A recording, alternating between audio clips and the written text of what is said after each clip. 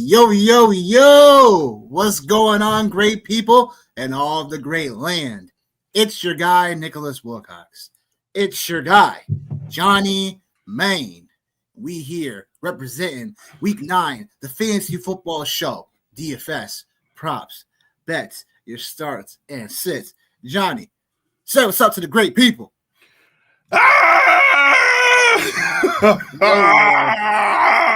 For all you know, Johnny's had a week. Let's just say that. Johnny's had a nice long stretch of a hard, long week. And let's give him a nice little clap. He's here with us today. Yeah, no, I'm just ready to get into week 9, man. What a weird looking slate. What just looks weird. You know, my Vols sucked. They lost last night.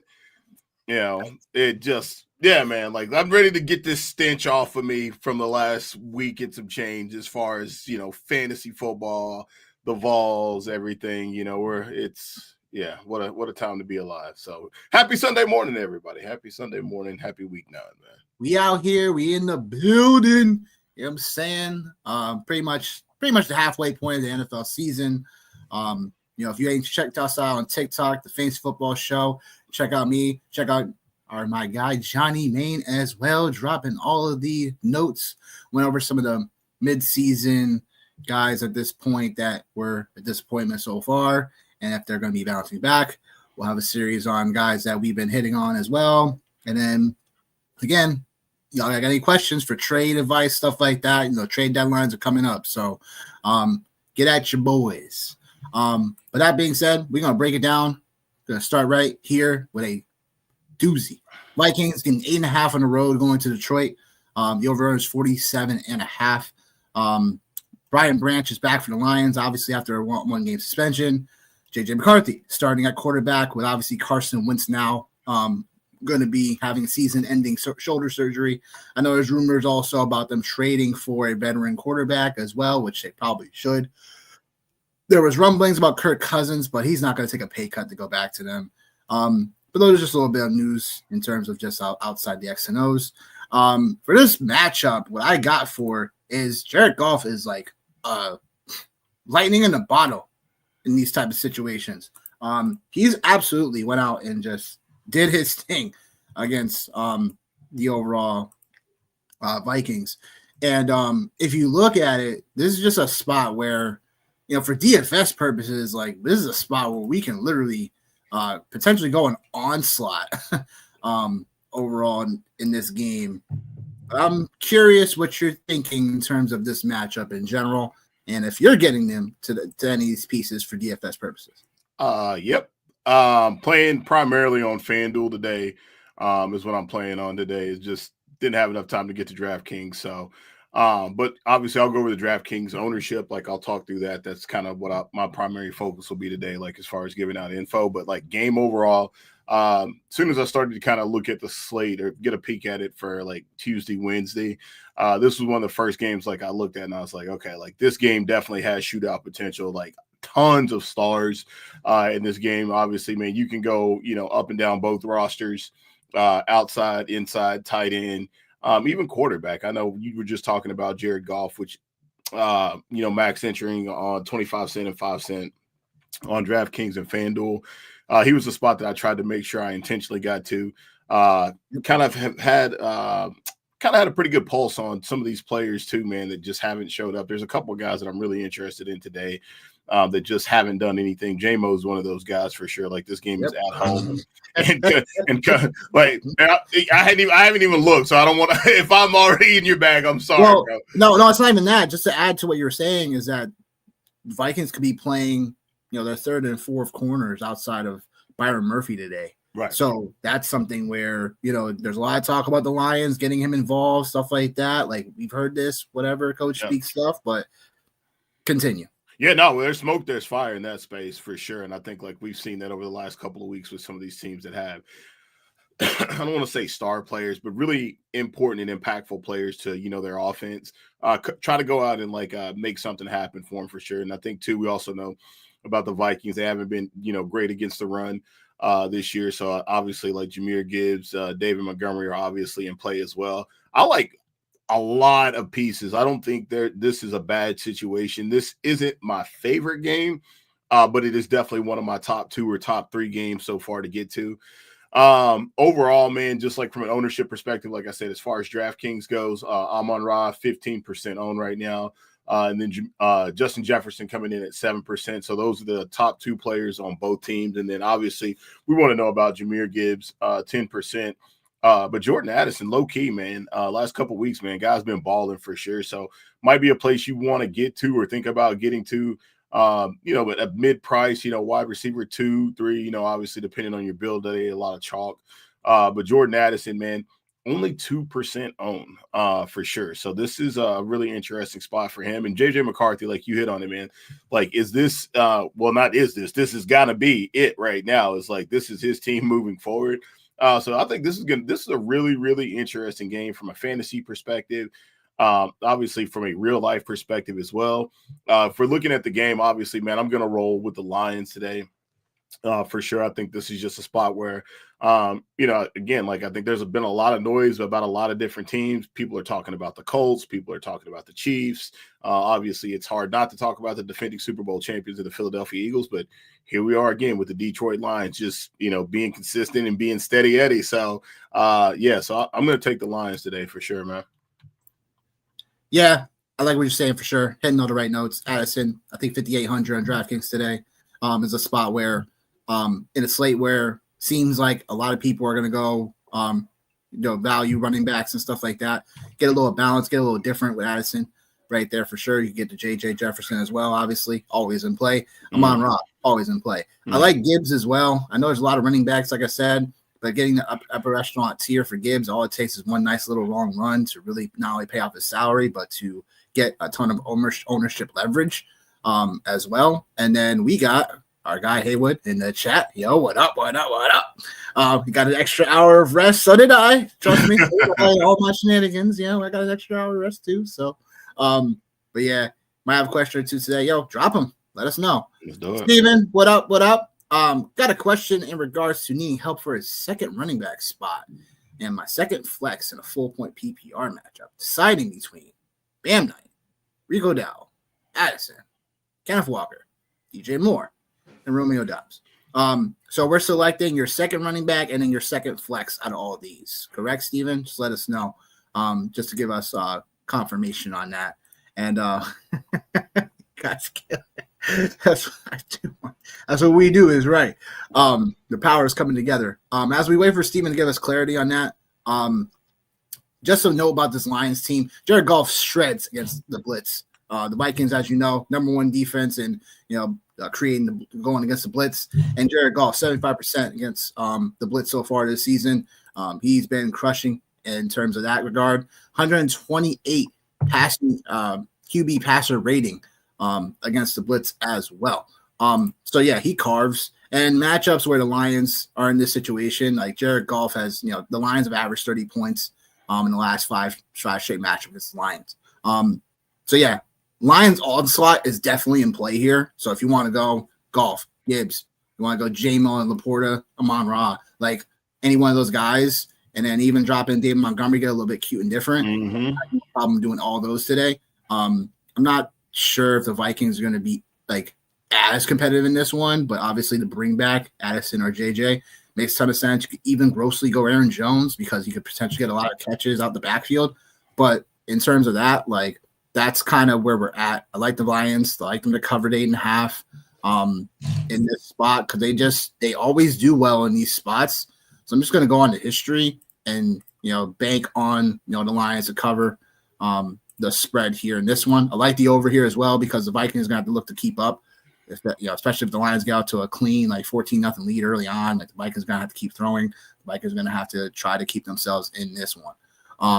But yeah, correct. 1 running back, 1 flex spot. So Johnny, you want to take this question first, and then I'll take it as well. Yeah, for sure. I definitely, like we were talking about, for me, I don't know why they hate on my man like that, but that's all right. It's cool, man. I don't know why they hate on him. Yeah, like So a couple of these guys for me, like we're talking about Jordan Addison, like I like him. I think obviously it's a little bit uncertain about what the quarterback position is going to hold today, how that's going to look. Ken Walker, man, like these are it's so ironic that a lot of this is ironic. It's so ironic, man, because like we can talk about these guys this week. Yeah, Ken Walker and DJ Moore were on my all bust midseason team. So but I do like DJ Moore in his space today, and I think it's kind of hard not to, man. Like, so I'll kind of jump to him first and say, like, if there's a name that really pops out for me, it's him in that game environment in Cincinnati today. So I'm gonna go DJ Moore for sure. I'm gonna take him. Okay. Yeah, I'm going to take him. And then from there, man, I'm going to go Jordan Addison. I'm just going to say, hey, like he's been playing. So you have to. It's a running back and a receiver. It's a running back. It's a running back. Give me DJ Moore. I'll go DJ Moore, and I'll go with the volume with Rico Dowdle because it sounds like it's going to be it's going to be all him is what it sounds like today. I know Ken Walker. I know it's kind of hard to. You see the name, but like, dude, like he hasn't done like Rico Dowdle, and I think like a lot of this too. I try not to go like super crazy, but like with Rico Dowdle, I know it was like the Jets and the Cowboys, like in that space where he did things. But now I'm pretty sure because the Commanders this week they got Seattle and Seattle. They got the Commanders. So JD5 is back. So like I feel like the energy is going to be different. For the Commanders, I think they're getting to that space where like it's must-win territory for them, and I think we see what happens when these teams get really desperate. And then, man, Ken Walker hasn't even really given you anything in the passing game. I think he's got 8 receptions all year. Zach Charbonnet is getting all the goal line work. So at this point, man, Ken Walker's just a name. So give me what I've actually been seeing. Give me Rico and give me DJ Moore. Yeah, I mean, the running back's tough. Yeah. It's tough I just got to see it from Walker at this point. Like, it is one of those situations where, like, Charbonnet, like, he's looking a little bit more of that 60-40 split right now. So, yeah, I'm benching Walker for the moment because I just had to see it with my own eyes now and how they want to deploy him. And after the bye is going to be very telling. So I don't really want to start Walker in this spot only because I have no idea what to really expect. Like, we could get a nice little split between them, but it could be more Charbonnet because of how momentum-wise of what he came into before the bye week. So it's just one of the situations I just want to watch. So I'm going to agree with you. I like Rico, but give me Bam Knight because I do think they're in a spot where Dallas, we all know against run DVOA is one of the bottom defenses that can't stop the run. I know Michael Carter will be in the mix, or Emar Carter, whatever. I know Murray is still questionable, but it sounds like Brissett's going to start. So I do think that Bam Knight can find himself in better situations than Rico this week, because they get the Packers this week. So I do like Bam Knight to start, as spicy as that sounds, out of all these other options. But then, I like DJ Moore, but give me Jordan Addison. I think that Jordan Addison's going to find his way to getting a nice little longer catch today and getting some decent volume on top of that because they'll be in a situation where they have to keep on throwing. Bears get the Bengals. The Bengals are, the worst run defense in the NFL right now. So that's going to queue up for more run script things in that matchup. I like DJ Moore, but give me Jordan Addison. So we're real close. It's just more pivots. If you like what Johnny said about Rico and overall DJ Moore, it makes sense. I can align with that. But I like Bam Knight and Addison for sure. Yeah. And then, I don't mind Romeo Doubs. Trust me, he's getting more volume in his offense. You know what I'm saying? Again, the Packers receivers are always one of those situations that's like 6'7", like you know what I'm saying? So I don't know, but tough scenarios for sure, Steve. If you got any more questions, let us know. And then another question that we got from Haywood we'll answer before we get to the next game. Full point PPR, pick one. Walker, Sharps, Tops. You know what? And then Shakir or Brashard Smith. If this is a real question, Haywood, if this is a real question, by the way, I would say if it's a real question, I'll go Shakir. I think Shakir in this against the Chiefs today is going to be something that is definitely worthwhile to watch.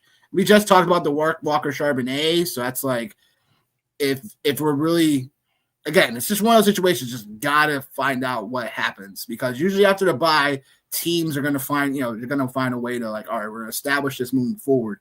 And I just have to see it. So if you have Sharps, I would probably start him here too, but give me Shakir in a matchup against the Chiefs, where I do think that in a high scoring output game, like we should expect Shakir to make some type of mark decently for that overall. But yeah, he has Shakir in right now. Yeah. What do you say, Johnny, to that? Yeah, I as much as I want to play Rashard Smith today because I think like this is now is I know. And this is gonna be the week, right? This is gonna be the week now, right? We said it last week. I was like, I'm calling this. Get Rashard Smith everywhere. The last 4 weeks, get him on your benches. Make sure you get this, and then all of a sudden, like hasn't happened. This, but if it happens this week before the bye, I'm going to literally throw my laptop out the window. Well, make sure you put a mattress. Not really. Make sure you put a mattress outside because this is the week. Like this is the week. This is the week for all the guys that like we've been waiting on. I hope so, but all the guys we've been waiting on all year long. I hope so. I mean, no Pacheco today, and obviously we got Travion Henderson today. So like today's the day, man. Today is the day, man. You know what I mean? So. Daylight savings. I really do hope so. It's gonna be one of those weeks. But I think like it's one of those situations too, right? Where the nice part for you, Hayward, is like you actually have the option to decide on whether you're trying to play it safe or whether you're trying to shoot the moon, depending on what happens in the 1 o'clock window. So I would say, hey man, that's something just to kind of keep an eye on for sure. Like if you need like maximum upside, I think you go Rashard Smith. If everything is safe, you play Khalil Shakir because just as much as you just talked about the Green Bay Packer wide receivers, Buffalo Bills, it's the same situation, man. The ball goes to a lot of different places for sure. A little bit more concentrated with Buffalo, but I think it's very similar. So I don't mind. I'm with Nick on this one here, though. Like safety, Sharps and Shakir for sure. Totally. Moving on to the Falcons-Patriots game. Falcons gained 4.5 in a row going into New England. Take on the Patriots. The over-under currently sits at 45.5.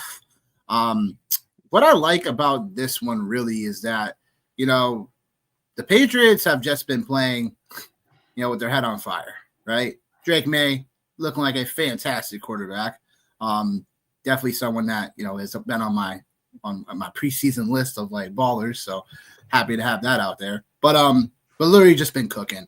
And it's one of those situations now where, you not only have to adjust, but also just remember that, I think from New England, it's going to be literally can Atlanta's offense get started, kick-started with Penix back in the lineup for a second straight week. Like for what, last week it was Kirk Cousins in the lineup and just couldn't muster anything against Miami.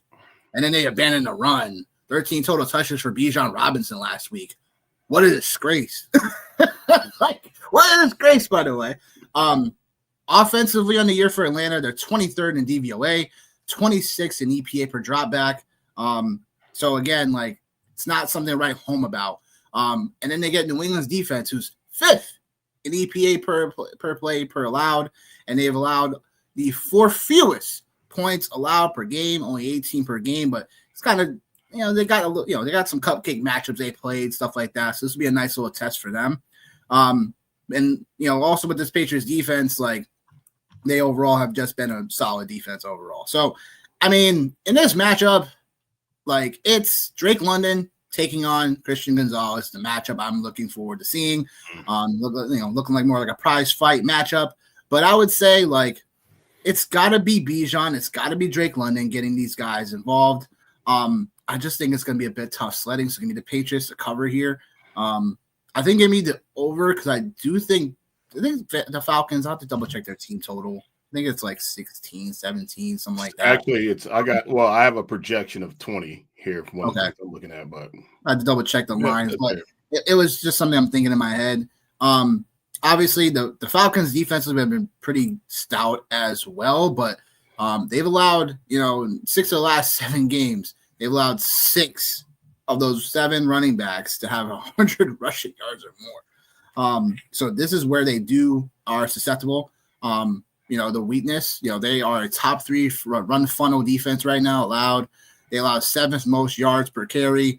And they have the highest, second highest sex rate in man gap coverages, concepts. That's what McDaniels loves to run. Travion Henderson, like, talk about guys we've been holding on to for quite some time or expecting some things to happen. Like, it's hopeful, pretty hopeful. It's this week, right? 75 rush yards last week. And I just think that, look, it's got to be the week for Henderson. If it's not this week. Yeah, it's unfortunate, man. A couple home leagues I'm in, or one of the home leagues I'm in last week, man, my roster was just like, it's pretty solid roster. And I just got to a space. I was like, all right, man. I was like, it's time to move off of him. So of course, like I dropped TreVeyon Henderson last week, like in this home league. And of course, I'm like, yeah, like I literally, like, no. Like, you're the person that preaches patience, yo. What? Yo, I know, but like this roster is like, it's a really good roster. Right. It's a really good roster. So like I ended up dropping. I'm trying to like bring up my roster here, but so we'll see how that goes. But yeah, like I mean, in this space, man, it was like, and you can only keep a certain number of running backs as well. So it was it's Kamani Vidal, it's Chase Brown, it's RJ Harvey, it's Jordan Mason and Bashard Smith.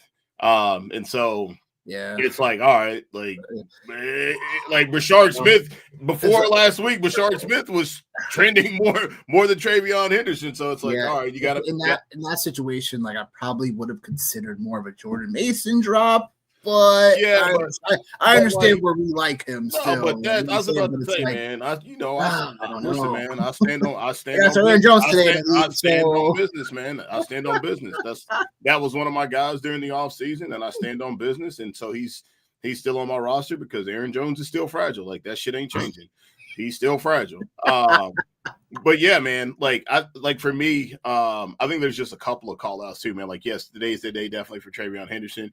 We talk about the Patriots. The Patriots are one of the best teams in the NFL as far as going against running backs. So far, no running back has went over 50 yards for them in 8 games this season. So I think that's something to call out, obviously. And then you talk about the Falcons and what it is that they do. We talked about them being aggressive and blitzing. They have the highest blitz rate at 48% so far in the NFL.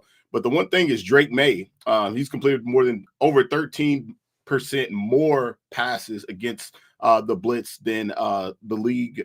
Well, 13% more against the blitz. So he's got 624 yards and 7 touchdowns so far when that's happening. So I think, Drake May, we're just going to continue to keep playing him in DFS for sure. And then your guy, one of your other guys, man, Keyshawn Boutte, who got you off the hook a couple weeks ago.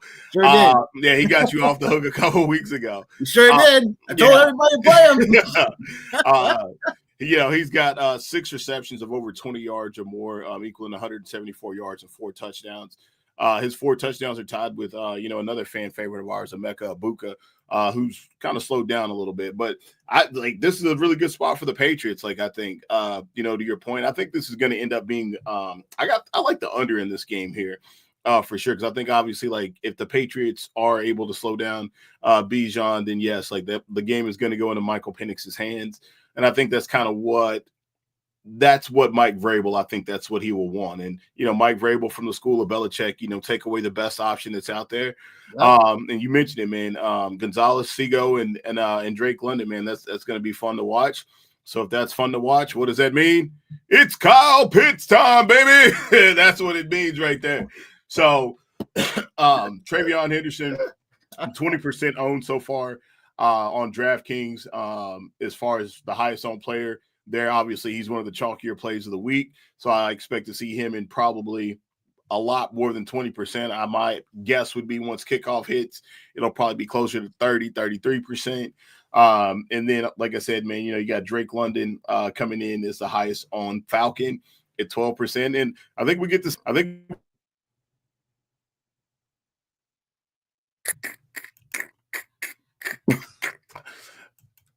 Oh, yeah. Wow. Wow. Oh, my goodness. Oh, we cutting out now? What you doing, bro? Somebody help me! Oh, my goodness, Joe. His internet connection is off the chain today. Oh, my goodness.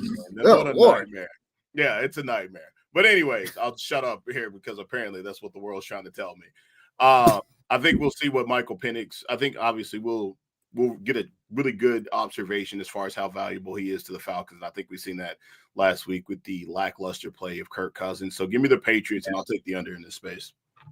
All right, I like that. Don't mind that either. Question 2. So full point PPR. is ETN or BTJ worthy of starting over Walker, Sutton, and Knight? Coming off a bye, I think Duval gets it going in the second half of the season. Great matchup today. So I would say that, yeah, like in a spot where I think it's tough because obviously I'm definitely most likely sitting Sutton where I have him unless I have to start him today. Stingley and these boys, man, oh my god, they're just so elite when it comes to what they do best. And then Walker and Knight. I mean, ETN's definitely worth a start. You put your money on it, Haywood. So there's that. But I would say, yeah, BTJ, the shoulder injury and stuff, like obviously he's clear cut, like you got to start him.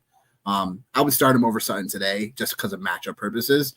So I would definitely do that there. And then ETN, like it's ETN for me or Knight. So it's it's getting a little close there. I would say ETN over Knight if you're doing 1v1s here. I'm guessing that's what you're asking, unless it's something different, like you have to start just one flex, or there's just two people you got to start over the three you mentioned, like whatever that is. But what do you say?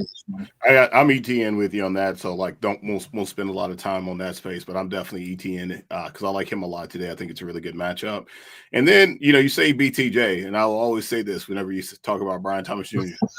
You don't have him on your roster, so you don't feel the pain.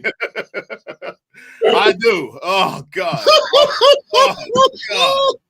Oh man. Thought I got hey, I had Travis Hunter in a couple of spots, so I'm definitely feeling the pain now. Oh, I didn't even tell you what happened in one of my home leagues, another one, man. So I look on the waiver and I see Travis Hunter out there because the guy didn't have enough roster space, so he drops him. So I'm making fun of him at work. Yeah. So, but no, like I think, like I understand what you're saying. Like I understand the matchup part of it. I understand the matchup part of it. You're talking about as far as like just the Texans and Stingley, but I also kind of like to operate in the space too, where I think like in these situations, like Cortland Sutton is the guy. So like they're going to try to find a way to get him involved and get him targets. Brian Thomas Jr., I think it's been up. It's been up and down for him all season long for sure. And like you mentioned, the shoulder injury, that's one of those things, man, where, man, like obviously I'm far from an NFL player, far from NFL caliber talent, but like I had a separated shoulder one time, man. And I will tell you, it ain't cute. It ain't cute. Yeah, and obviously all it takes, man, is, one wrong hit. I like Cortland Sutton, man. Like everybody knows, man, that's one of my guys. So like, I'm going to just get a little bit different than Nick. I'm going to say Cortland Sutton. I'm going to say it's going to work just because the Broncos are going to need this win. It's an AFC matchup. And hey, man, the Broncos, man, like they got themselves in a dogfight out there in the AFC West, man, obviously with the Chargers in Kansas City. So these turn into must-win games, man. So I'll take ETN and Cortland Sutton. That's fair. That's fair. We're on pivots today. We're close. We're just on pivots. Yeah, that's all right. The Chargers, Titans. Chargers, 9.5 road favorites today going into Tennessee. Over under 43.5. What I like about this game really is that coming into it, like, got to talk about my guy, Rondé Gatson, who I've been talking about since February. Well, March. And look, it's about time the Chargers gave him a ton of more like usage, like, and got rid of these whack other tight ends like Will Dissly and stuff like that. You guys should just block. You guys don't have to catch the ball. Okay, let Pretty Boy Gadsden get the ball, all right? But in terms of attacking the Titans, they play a ton of cover 4. Said this several times throughout the season. And Gadsden averages close to 3 yards per route run against cover 4. And I do like the spot for him. 5,300. It's a little bit pricey to pay.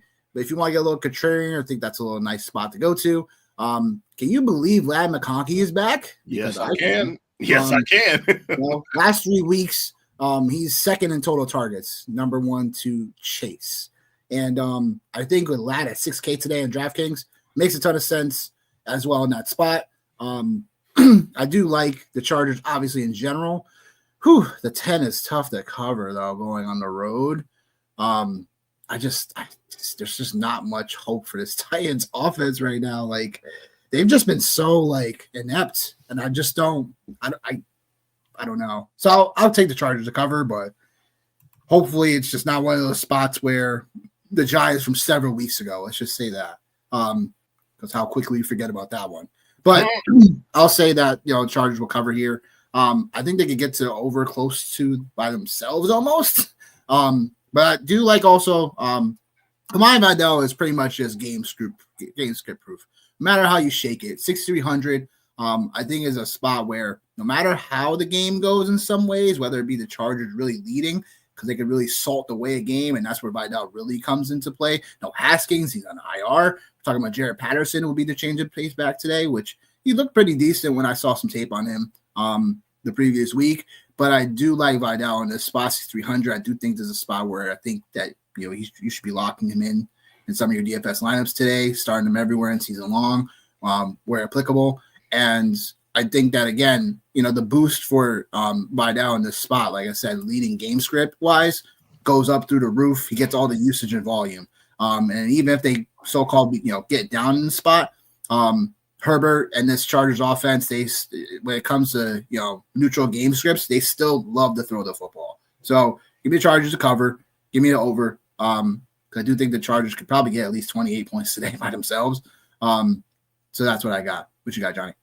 Yeah, so I'll just continue on like where you're talking about just them throwing the ball. Like the Chargers have called a pass play on 65% of their plays this season. That's the third highest in the NFL, and that's the most under Jim Harbaugh with any team. So I think like just to continue to kind of dig more into that right there, like, like you said, guys like Gatson, McConkey, Allen, Quentin Johnston, who it seems like, 100 moons ago, they've at least recorded at least 10 downfield receptions and 150 receptions this season. So, while you're talking about Kamani Vidal, and it is very valid because I am a big Kamani Vidal guy, like I think it just goes back to Justin Herbert. Right. Like that's what it goes back to for me when you're talking about DFS today. So like, I think obviously he's priced appropriately. But I think, this is one of those situations where obviously where you have Mahomes on the slate, you have Josh Allen on the slate. And obviously, if you want to go back to Caleb Williams or Joe Flacco or even like a Jordan Love, I think this is a place where we could look at, the slate and be like, how did we not take Justin Herbert? So I'm actually playing quite a bit of him on FanDuel today. So that's one of the things I will say.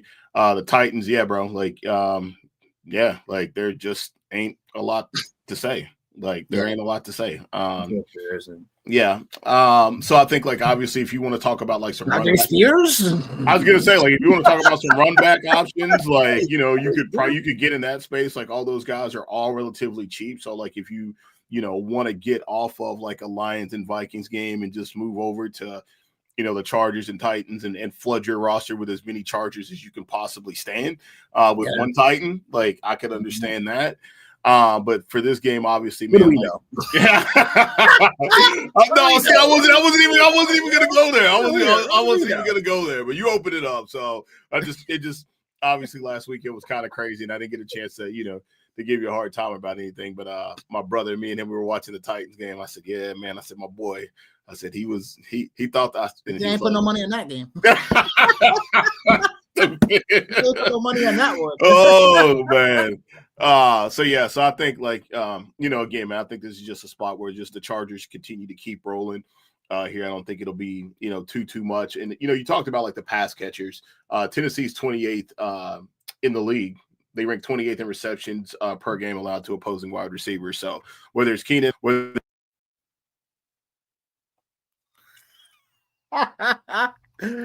goodness, yo. You were just this morning, huh? Okay. So no, I got a short over here. Whether it's Keenan Allen, whether it's Quentin Johnston, whether it's Ladd, one of those guys are definitely going to pop off. So I think like it's just a perfect situation for Justin Herbert today in DFS. So we'll be playing a lot of him today. That's fair to say. On to the Colts and the Steelers.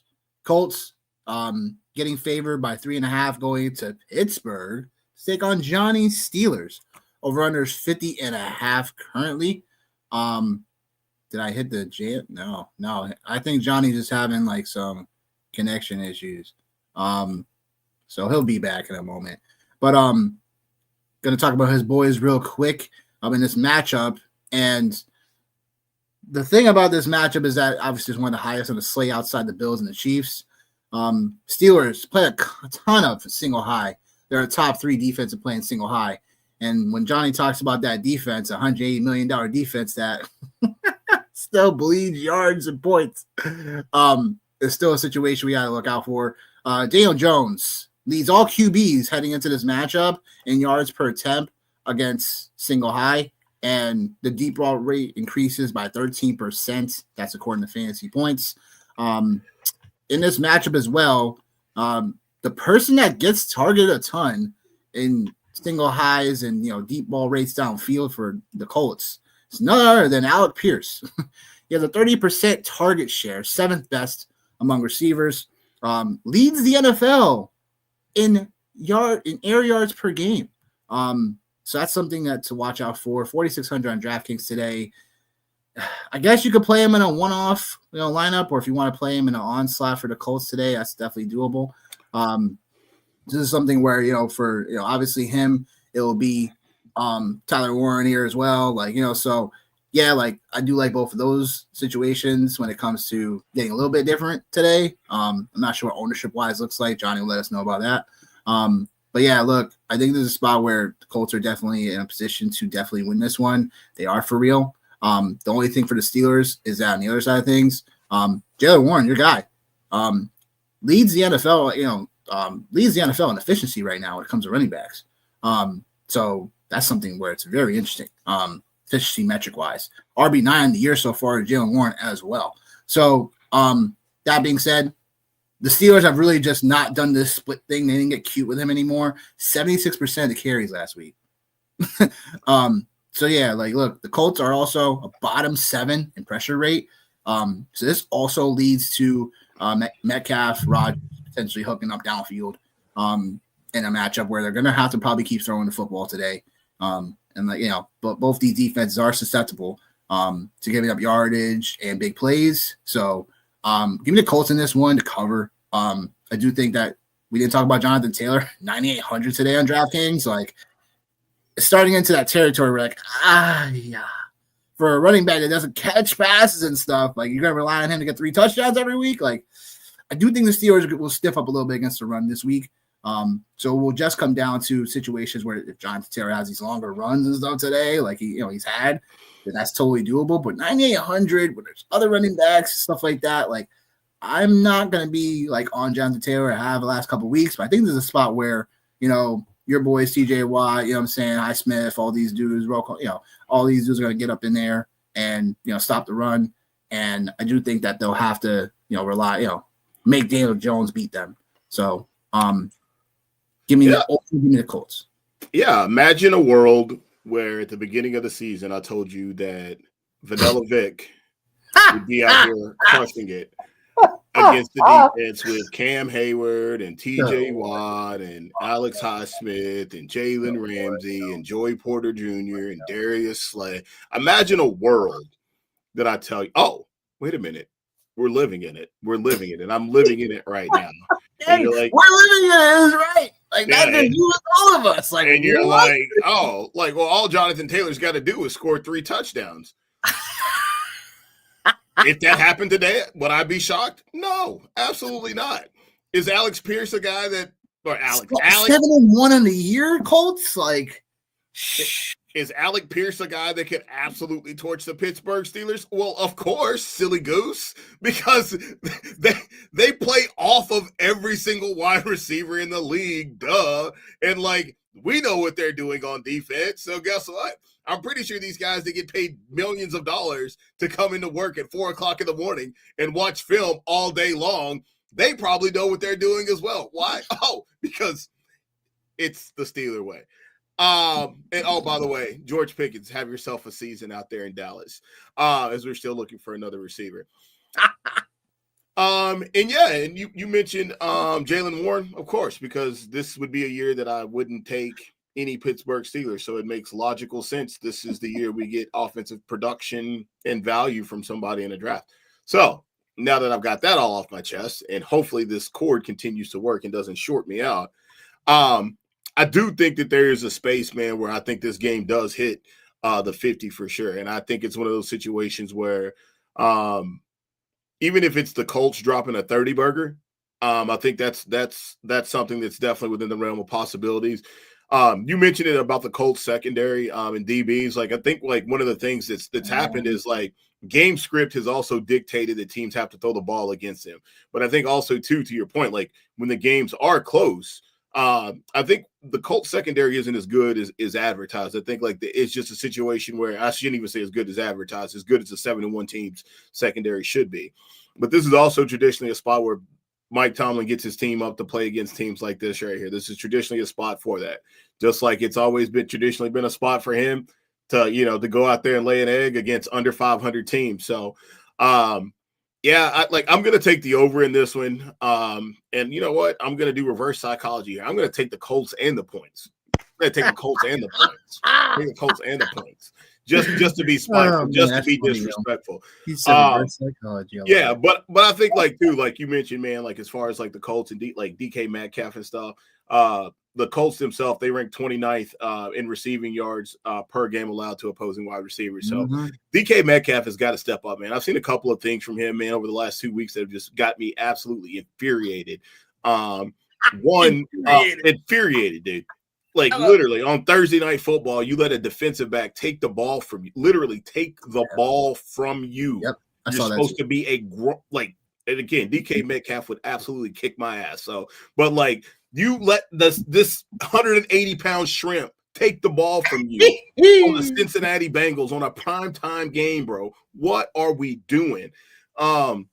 So I think there's that. And I think like, if you're looking at like, obviously other plays and stuff like that, as far as this game, I think you can definitely throw in like, the Calvin Austins and Roman Wilsons. If you really want to throw like deep darts here, like in GPP plays, I think those guys are in business. But the guy that really scares me the most for the Colts today is Josh Downs. He's the guy that scares me the most. I know Alec Pierce, it is what it is. Joey Porter, I'm going to shut up in a second, but I just got to get it all off my chest. Joey Porter's probably going to get 3 flags today, probably. And Alec Pierce is probably going to draw him. And then you've seen what Tucker Kraft did on Sunday night. So, like, this is just a nightmare matchup, in my opinion, for the Steelers between yeah, you're right, Fizzle. You're right. You talk yes. I just think it's going to be one of those situations where like Daniel Jones is literally going to be able to pick where he wants to go and what he wants to do today. So this could get bad really quick. But DK Metcalf and Jalen Warner, they actually are the 2 highest owned players in this game at 15%. And then Tyler Warren is the highest owned Colt at 10%. So yeah, man, I don't mind playing Daniel Jones. I'm playing him a little bit on FanDuel in that space. So yeah, man, it's definitely going to be scary hours today. So just check on me because if this game gets out of hand quick, I don't even know, man. I don't know what I'm going to do, but it's not looking good. Ring, ring, ring. Yeah. Ring, ring. Yo, Johnny, you all right, brother? Steelers down 21-0, man. You gonna be all right? You gonna be good? All right. Yeah. Yeah, I don't even know like where to even go like after that. If I was like, oh well, you know what? I'll just watch another team. Like yeah. Not the same. Not the same. You're right. To a crap game we go. Carolina getting 12.5 on the road going to Lambeau Field to take on the Packers. 43.5 is the over-under. No real news to report when it comes to injuries. And if I told you Daniel Jones would be where he is 8 weeks ago on the side here, you know what? Like we were, Johnny, in terms of like was getting it, like by like week 3 or whatever, it was like kind of like, all right, well, we got something here with Vanilla Vic now, right? Because there was something where we're like, all right, what's going on with this Colts here? Like, so yeah, that's we started getting there. So we were, a little bit behind the 8 ball, but at the same time, we got there eventually, and yeah, like. Crazy, yo. I would have probably been with a straw hat my dang self, out there with the corns as well. So it is what it is. Panthers, Packers in this matchup, like the Packers have shut down the running games, and we'll see if Rico Dowdle and these guys can get to it in this matchup. Packers, they are allowing only 78 yards rushing. That's 3rd in the NFL. Comes against the run. And also in this matchup, Jordan Love, man, like he is stellar against the blitz. Literally 13 to 2 touchdown interception rate against the blitz. So he's 4th best in this category when it comes to that. And yeah, like there's just, Josh Jacobs' situation, 7,700 DraftKings. Like, I'm not sure what's going on with this calf injury, but it's something to just monitor in general. Like, Emmanuel Wilson has been the one that was kind of salting the way the game last time we saw Green Bay. And I do think 7,700 is a bit rich for all the running backs we have on the slate today. But it wouldn't be shocking to see Josh Jacobs score 2 touchdowns in this matchup and literally be like, oh, okay, he's back. All right, like 5% ownership, and then all of a sudden one of the bigger guys, in terms of tiers today for running backs doesn't give us what we need. And they go, yep, should have played Josh Jacobs in this spot when they were double-digit favorite at home. But this is totally a spot where that could happen. So if you want to go a little contrarian today, Josh Jacobs is definitely the way to go. Carolina side, Bryce Young is back for Carolina, so that should improve some things. I know, Bryce Young is more the mobile quarterback, so the Packers won't be able to pin their ears back consistently to get after the quarterback. But it's still a spot where Carolina is just Carolina. Like they're just going to be one of those teams that, again, like they've shown, some toughness to them, but this is not the spot. Green Bay in the 12.5. I won't mess with it. I'll probably see it's down to a 7 and take Green Bay. But I'm not going to fully take the double digit because we've seen Green Bay in spots where they've kind of, laid down to their competition before. So this is like, I've seen that with them, Green Bay. This goes back to the Arizona game a couple weeks back. So I do like the tease down for Green Bay 2 to 7 to get off the double digit. But yeah, obviously Green Bay in this spot. Donnie, what do you say in this matchup?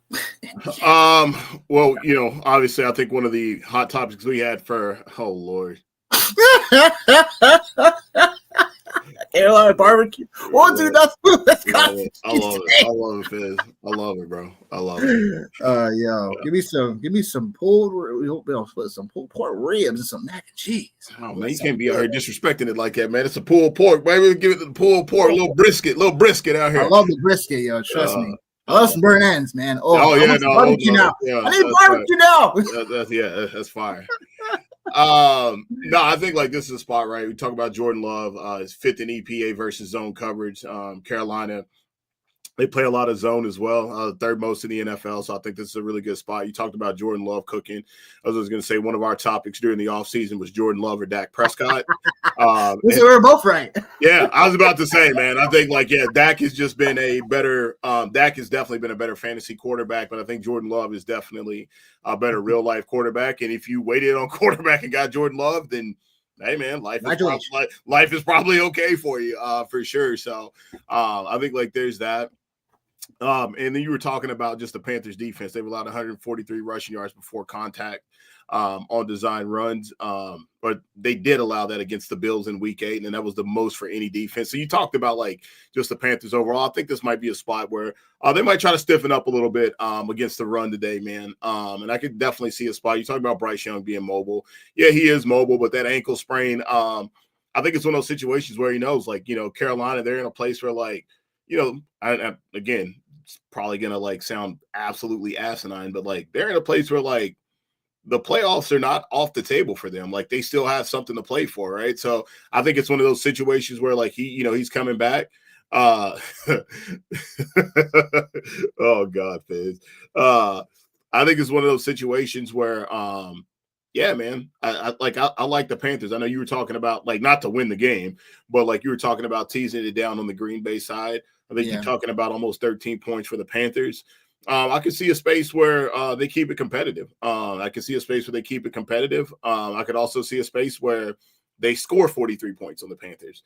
I'm probably not going to put money on it, but like just for the general public, for me, I would say like 13 points. I could see a space. And plus, like Rico today, like getting the full workload. I think like that's one thing that like I'm really interested to see, because I think like I'll like to talk a lot about this is when things change personnel wise with teams, like sometimes it gives them like a boost, and like you're getting your guy back there, you're getting Bryce Young back, like everybody knows Rico is getting the rock in a lot of like in a majority of the situations today, as far as the running game. I think Canales came out and said that. I mean, he's still got a lot of love for Chuba Hubbard. Talked about like what he meant to this team. So I could definitely see a space where the Panthers might keep this one, super competitive, man. So like, I'm not opposed to that right there. And then like we talked about Jordan Love, man, just a quick call out on him just being a better real life quarterback. My man's got a 150 passer rating this season when targeting Tucker Kraft. That's insane. That's wild. Insane. Not sustainable, but yeah. But it's just like, it's crazy. Well, it's crazy. It's crazy, man. It's crazy. So, so all that being said, man, we'll take a look at things like from the ownership side of the world. Tucker Kraft is obviously the highest owned player at 14% on this slate. Josh Jacobs, as you called out, 6% owned. The highest owned Carolina Panther, Ted McMillan, who quietly is putting together like a really solid rookie season for sure. And I think answering a lot of questions that people had about him, like where he played and like, the speed and like, could he be able to do these things? The guy looks like he's going to be like a bona fide, number one wide receiver for sure. And if Bryce Young continues to develop, he's going to be one of those names like we'll continue to hear quite a bit about. And then Rico Dowdle, nobody's playing him. I'll just put it at that right there, less than almost at 1% today. So, if you believe, or even if you want to run a game stack in this situation as well, like that's a great run back option because again, nobody's playing him today. Yep. They sure aren't. No. They sure aren't. To a game that's going to be more defensive minded. Broncos coming in as the underdog, as a 1.5 point underdog going into Houston. The Texans and the over-under right now is 40.5. No Patrick Surtain. That's huge for a Nico matchup today. But the problem also is that Denver, their defense, like, is definitely top notch at getting after it. So it's gonna be a long day for CJ Stroud as well. Nico could still get there. It's just gonna take, again, it's gonna be more quick hitting stuff and eventually getting something over the field. But yeah, without Surtain, Denver is a defense that is something just gets. They're still potent, just like the other side of the ball for Houston. So they overall are still gonna get after it. According to Next Gen Stats, dating back to 2018. Denver's pressure rate is the best according to defenses, and their sack rate is at 11% in the era. So all that means is that it's going to be a long day for Houston's offensive line, and Denver can still get after it. Like as far as sacks go, like they've had plenty of them on the year. So I think that in a spot like. I like CJ Stroud usually at home. I just don't think this is a matchup, though. So give me Denver in this matchup straight up. And the over under 40.5 is a struggle. This is a classic spot where you're like, you want to say under, but this could get into a game where this could be a sneaky spot. So give me the over in this one because I do think that this should be a defensive struggle, but this is also opportunity to still, get there by a touchdown or so, whatever, like late, and then all of a sudden things start kicking up, things get, mismatched. There's one big play that happens and then it starts opening up a little bit. But yeah, give me Denver and give me over. For Houston, like again, it's just gonna be one of those situations that Schultz is questionable. Got to find out if he's playing or not. Jalen Nolan's someone that he can give you some separation. But I do think that for DFS purposes today, like all these guys are going to be cheap. J.K. Dobbins is someone that was kind of peeking out to me a little bit. I do kind of like him for anytime touchdown. That's an unofficial bet, but because he can get it in more than one ways. But yeah, this should set up for a game that's a little bit more like sluggish. So give me Denver in this one. Yeah. Your guy, Nico Collins, John. Yeah. Both of my guys, man. Nico Collins and Cortland Sutton today, man. Yeah. Just didn't get a chance to get to as much Cortland Sutton this year as I wanted to. But yeah, man, Nico, again, love him to death, man. But, he's another guy that was on my all midseason fantasy bus team. So far, man, in 2023, he had over 398 yards over his expected number. This year, he only has 8. And that's definitely scary for sure. And you talked about like both of these teams and defensively and what it is. This game has got underwritten all over it, man. Bo Nix is 27th, according to PFF, in relation to being under pressure.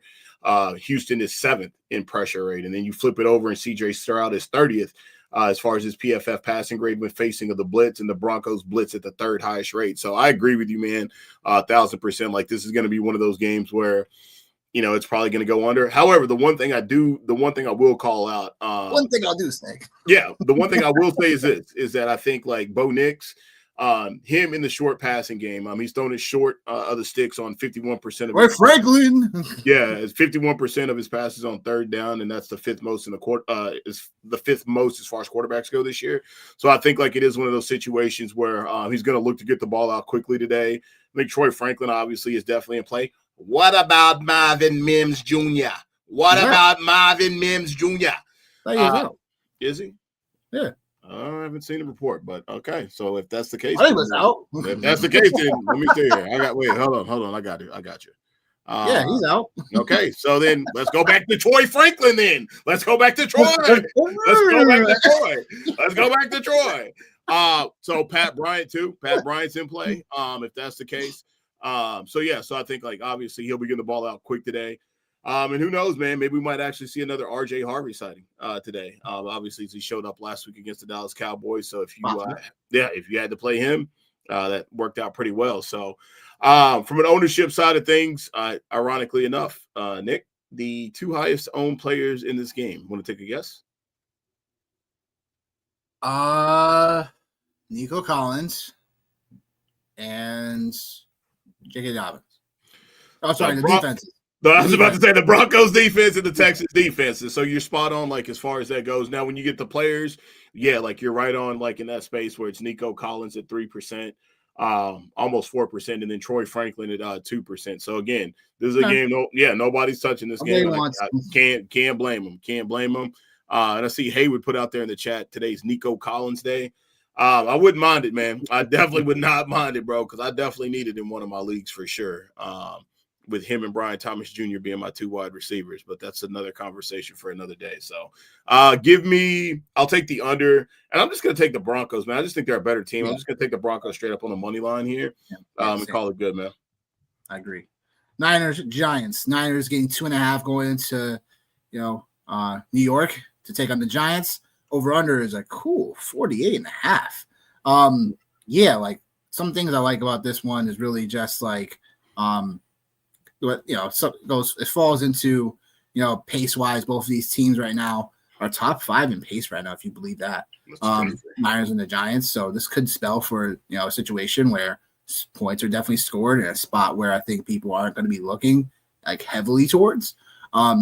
Places I like in this game, obviously CMC, obviously Kittle, those guys as well. Wan'Dale Robinson, because the Niners they give up the third most yards to slot receivers. And the loss of, Cam Scatterbo should open things up for not only Tyrone Tracy, but especially Wan'Dale Robinson. I do think he's going to be a piece that goes probably a little bit overlooked today.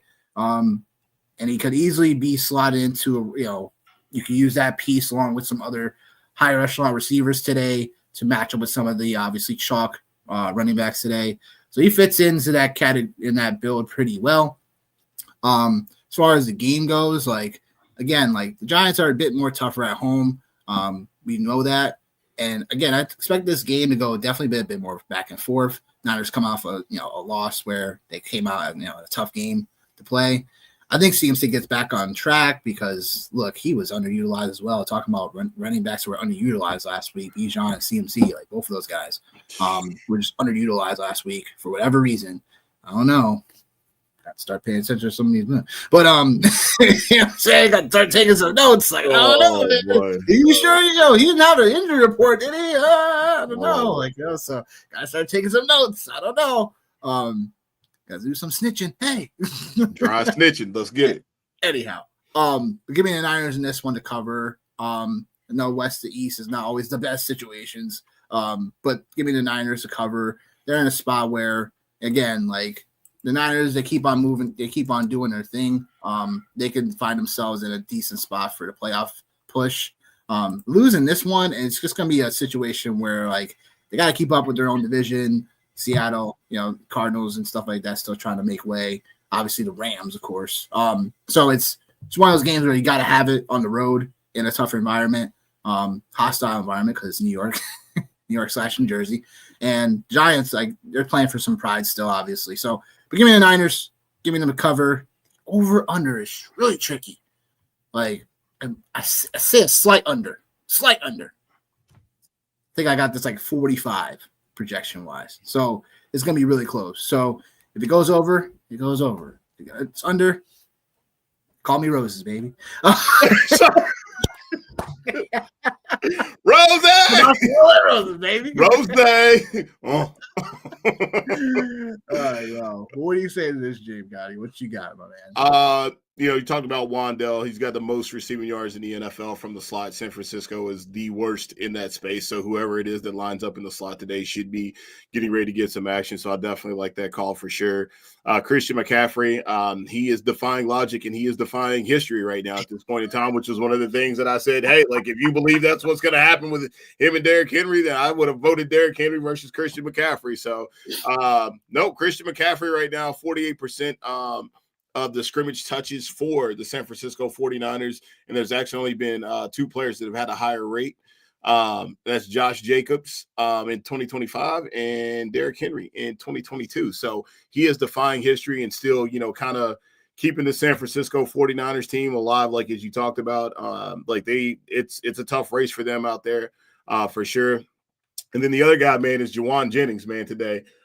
He gets targeted at a higher clip versus man coverage, and the Giants, they play a lot of that today. So that's a place that maybe you can get to. Maybe he can finally get there. And of course, man, I have sitting him in a couple of spots. So of course today will be the day. So everybody that's watching, you guys can all thank me for that right there. Don't worry, I got y'all. I'll put it out there for the people. Christian McCaffrey, the highest owned player here in this space, man, at almost 27%, which I would expect that number to probably be floating around over 30 once kickoff hits. And then Tyrone Tracy was an interesting chalk play. So I'll just kind of pause. 5,000 for Tyrone Tracy. You in or out? Me too. Same. I just got to see it. Yeah. I don't know if Jackson Dart's gonna like consistently pepper him with some targets underneath. And then the Niners, they're beat up and stuff like that, but they're still a respectable defense in my mind. So I'm just not. There's so many other spots that I don't have to go here. Yeah, this is chalk. Yeah. I will go somewhere else because I can. Yeah, that's fair. And as you talking about like the over under for this game, like Jackson Dart, 67% completion, 4 touchdowns, no interception, and a 104 QB rating when not pressured. Well, the 49ers, they only pressure quarterbacks at 25%, which is the lowest clip in the NFL. So there is definitely a pathway here for Jackson Dart today, Wan'Dale Robinson. So I do think there is a pathway, obviously, for this game to get over. When you look at just the scenarios and the situation, George Kittle is still out here too. Like I know he got the touchdown last week, but he's still kind of easing his way back into things. So this would be my dark horse as far as games go that, potentially could go over. And the price tag specifically on the Giants players is not very high. I think there's a lot of different ways you can get there. But I'm going to take the Niners in this spot for sure. And I'm going to get risque today. I'm going to take the over. Risque. I'm going to get risque and take the over in this spot, man. I don't mind it. Like I said, it will be a little close. But, I mean, it can totally get there because of the pace. And that's how I see that too. So, Bears-Bengals, a game that's setting up for, another high over-under, 51.5. Yeah, he agrees. Yeah, she agrees. There she is. Yeah, she agrees. Bears, Bengals. Bears getting 2.5 on the road. Going to Cincinnati. Joe Flacco is officially starting today. There was a lot of talk about his throwing shoulder this week coming into the matchup, so just got to be wary about that.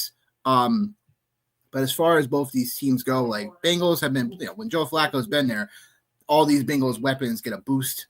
And now they're going to match up with the Bears, where Bears have been a very susceptible defense, like bottom 5 when it comes to, deep ball throw rates. And Flacco has consistently peppered Chase, consistently peppered Higgins, and gotten Chase Brown back to where hopefully we can consistently put him at. But yeah, I mean, look, the Bears on the other side of things, like they overall come into a matchup where now also hearing that Hendrickson's not playing today. So that's also going to be a big thing for them and their offensive line. And this offense, no DeAndre Swift. So obviously the chalky of all chalks today, Kyle Monangai, 4,600. Like he's just a free square at this point. Like, like I said earlier, the Bengals are the worst run defense right now in the NFL. And it's just a spot where, you just have to play him. Like if he's still sitting on waivers, what are you doing? You have permission to get off this podcast right now to see if he's available. Damn, we kicking folks out. Damn. Just come back. Just come back. Damn, we're trying to get people too. Why you trying to kick people out of here? No, I'm not kicking them out. I'm just telling them to come back. Oh shit. You know what I'm saying? So, but that being said, I mean, like, I guess give me the Bengals in this spot here. I guess give me this spot. The Bears are just like a team that I just can't figure out yet. They overall there's also a stat where the last 3 games for the Bears, they've committed 30 penalties. So they're a team that they're lacking that discipline right now. And, again, the matchups for, Tariq Stevenson has been nice in the back end for Chicago, but who else is going to be covering Higgins and all these other guys for weapons? And if Flacco's good to go, he's good to go. It's going to be a long day for the secondary for the Bears who according to next gen stats, they give up the 3rd most receiving yards in the game right now. So yeah, I just don't have it's just one of those things where I'm like, all right, give me the Bengals, but I'm not exactly the most confident in. And there's that. Johnny, what are you saying in this game? I'm going to take any opportunity I can to absolutely shit on the Cincinnati Bengals. So I will take this opportunity. I know you are. To shit on the Cincinnati Bengals on top of a get right spot for my guy. Listen to him. Probably. Hayward, I got love for you, man. I got love for you, but, I just think this is – you asked about the Bears and you were just talking about, how to get a good read on them. Well, I can tell you what the read is on them, man.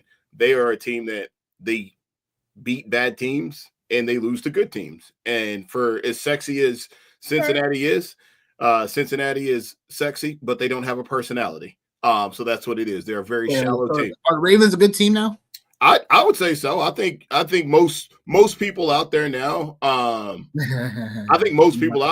feel very strong about them being able to go on a run. And I put respect on them even before Lamar got back. You know what I mean? Until when they played, I think it was Houston that week, and CJ Stroud had the big week until the Kyle Hamiltons and the Stanleys. I was like, okay, that's too much. I can't deal with that. And even them, right? Hanging around with the Rams a couple weeks ago. So I still put respect on their name. I don't like them. But I put respect on them. But the Bengals are just a bad team. They have, obviously, we know what they got, man. So I ain't even going to go into that. But defensively, they're just a nightmare. And Caleb Williams, this is a great spot for him. It's a great spot for DJ Moore. Roma Dunze, who started off the season absolutely just in fuego. It's been a little bit slower for him as well. So I think it's a great get right spot for those guys. And then you talk about Chase Brown, this is a great spot for him going against the Bears defense. So this is just a game I love all together. So I'm just going to try to find ways to get pieces of this game, whether it's through a game stack or obviously maxed out in the GPP entries, as I said earlier, even if it's one piece or just an onslaught, whatever. I'm finding ways to get to this game here today because there's too much goodness in this game to not get to, in my opinion, for sure. And Monangai, he's probably going to be damn near 50% owned. And we seen what happened last week when the chalk busted with Bijan, but that was high price chalk. So this is lemon pepper chalk right here. So I think we'll be all right. The Jamar Chase at 25%. Lemon pepper chalk, yo. Yeah, lemon pepper chalk. Yeah. Then we got Jamar Chase at 25%. Yeah. And then Caleb Williams at 13%. You talked about Flacco. I think obviously he's a spot that you can get to. You just have to be concerned about the shoulder situation, especially at that age, et cetera, et cetera. Mm-hmm. And then, again, moving down, DJ Moore, 3% owned. Chase Brown, nobody's playing him. So and then the guy that I actually want to call out actually real quick is Noah Fant. Fant is targeted the 9th most among tight ends. Chicago, their defense ranks 28 in yards allowed per route. run. So, like, I think Fan is a really good play today if you want to look at getting a little bit different at tight end, or if you just want to find some ways to kind of be able to stack things up with Flacco and Chase or T. Higgins, which I love T. Higgins today as well. I think this is going to be a really good spot for him. So yeah, man, overall for the game, I'm going to take the Bears, and I'm going to take the Bears with confidence, because I just feel like that's the Bears MO, is like they beat up on bad teams. They win against bad teams. It's not great, but they win the game. Just like they did like with Dallas and stuff like that a couple weeks ago. And I think the Commanders game, they might've got a little bit lucky. So, give me the Bears. And I'd even take the Bears with the 2.5 in this game too, man. Okay. All right. So you're on the Bears. Yeah. Makes sense. Yeah. All right. Because I hate him. Not because I hate him. Not because he hates him. Saints, I believe it's 14.5 now, but we'll just keep it at the 14 for the moment. Double check your books, people. Saints, 14 points, double digits.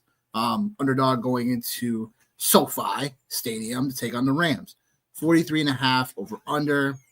News that Spencer Rattler is being benched now for Tyler Schaff today. What a way to put him in the fire. Going on the road. Get a team coming off a bye. Go get him, rookie. Go get him. Yeah, pretty much. Go get him. Go get this win for us. Yeah, so there's that. Rams coming off the bye at home in a cushy matchup. Saints, defensively, according to metrics, they're still middle of the pack for defenses via the pass. But Puka Nacua, even though he hasn't played the last couple of games, and obviously, they had the bye week, still leads all receivers when it comes to, targeted percentages, when it comes to target ball rate. So, yeah, like the Rams should roll. It's all about how much. And the Kyron Williams, someone you have to watch out for in this matchup. He was getting some steam earlier on in the week when I saw some ownerships for him, but I think that died down a little bit because of all the value that's opened up. He's still someone that I might still be like, all right, well, this might be the pivot of the week. But it's something where, again, like, I think if the Rams control the line of scrimmage, which is totally possible because the Saints offensive line is one of the worst in the league right now. That's also like one of their huge problems. Like, I don't really think it's a quarterback. I really just think it's the offensive line. Spencer Rattler had some games where he was being productive. It's just like this offensive line is definitely trash. So there's that. But yeah, give me the Rams in this spot. I'll get the over because I do think that in garbage time the Saints could put up a few points as well in this spot. But yeah, that's what I got. What you got, Johnny?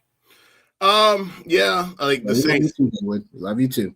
The Saints in this spot, it's going to be tough sledding for them. 4 out of their last 5 games, they haven't hit 21. We're not worthy. We're not worthy. It's all good, brother. It's all good, man. That's all good. Yeah, they haven't even put up 21 points in 4 of their last 5 games. The last time they did put up more than 21 points was against the Giants in Week 5, and they threw up 26 points. And I think it's going to be a very similar situation here with the Rams. And then, you flip it over to the other side and you look at the Rams offensively, right? Another guy that, like, I didn't hate, and I still don't hate, but I just don't ever love playing him on my fantasy teams, Matt Stafford. The Saints have blitzed 33% of the time on dropbacks this season. That's the 9th highest in the NFL. Well, bad news for the Saints. Matt Stafford still for 465 yards and an NFL high 12 touchdowns against the blitz. So, bad news. Come up with a different game plan against Matt Stafford here today. But I think this one is kind of a no-brainer, right? Like the Rams. And I like your call with Kyron, too. He actually has jumped up to 16% owned in this game on DraftKings. Him and Puka are right at the same space. But I do like Kyron a lot here. So I think this is one of those games, right, where obviously the Rams are at home. Should get a lot of work here. And then obviously, too, I think the Rams will just want to see where Puka's at. Like, what a good opportunity to get him back out there, get him a couple quick targets, et cetera, et cetera. So, yeah, man, this is not going to be good for Hawk Shock. Because I think that's what it's going to be, man, is he's going to be yeah, Chucky. Yeah. Yeah, I mean, like there ain't a stat I could pull that would even suggest that the Saints got a shot. Like there ain't even a stat. Oh, wow. There's negative 81 in point differential, man. 15th in average margin of victory. They're 26th in the league in penalties. Like, just like I can't. I got nothing, man. And Alvin Kamara, another guy who was on my all midseason fantasy bus team. I think we kind of high on him. I think we seen the writing on the wall, but I think too, right? Like I think we thought that there could be a space where like the check downs would be there, and he's actually on pace to have like the second least amount of receptions that he's ever had in his entire career. So this is not good. It is not good. And who knows, man? Who knows? Do you think this is tempted to kind of take his receptions, honestly. I think it's like a 2.5 or something. Like, imagine a world where that was the thing. And last thing I'll ask before you get ready to go to the next game. Yeah. What do you think, man? Do you think it's Shaheed or you think it's Olave that's gone? I think it's Shaheed because there was more. When I saw some more headlines, it seemed like the camps were more inclined to keep Olave than Shaheed. Yeah. So, I mean, unfortunately, probably Shaheed, but I don't know, man. These situations are always interesting. You know, could be just like, hey, trying to garner more interest on a certain guy to get their value up or whatever. Or it could be like, all right, we're not moving him at all, but it'd be nice to see what we can get for him. So, fielding offers, you know how those things go. Last two games, Jags, Raiders. Jags and Raiders. Look, coming into this one, pretty high on how the Raiders can potentially bounce back in this spot. The Jaguars still, pass defense-wise, are still one of the better ones still in the league. Higher middle of the league when it comes to passing yards allowed.